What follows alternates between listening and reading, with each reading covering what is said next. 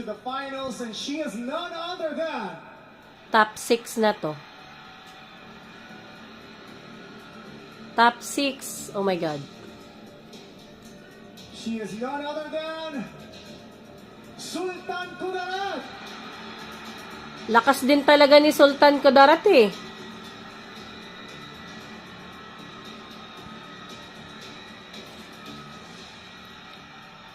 Ang ganda rin talaga ni Sultan Kudarat.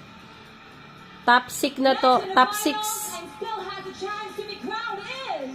Maka-apekto kaya yung placement ni Atisa sa pagka-slip niya?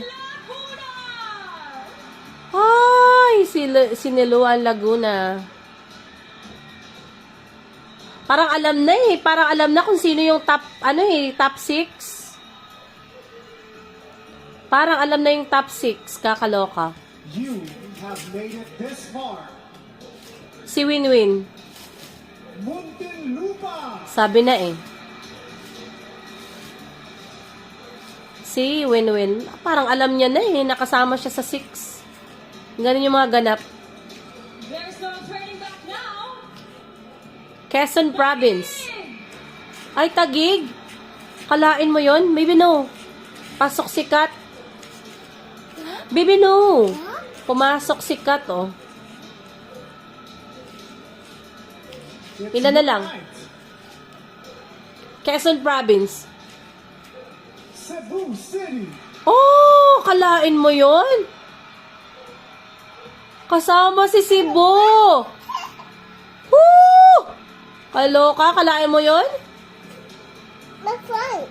Sino pa kaya? Ilan na lang?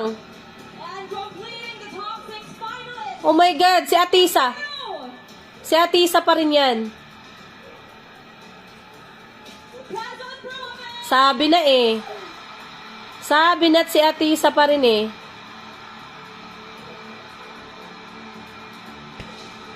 Kaloka. Pasok pa rin yan. Sige, ibigay nyo na yung crown. Eh, di kayo na. Congratulations to our 6 finalists. A job well done, ladies, and you all look so poised and elegant. And thank you, Mo Arena, for this energy. What an unbelievably beautiful final set of delegates. Have you ever seen a more poised and Oh my God. ladies, Tian? Oh, ito na yan. Excited na lang sa crown. Wonder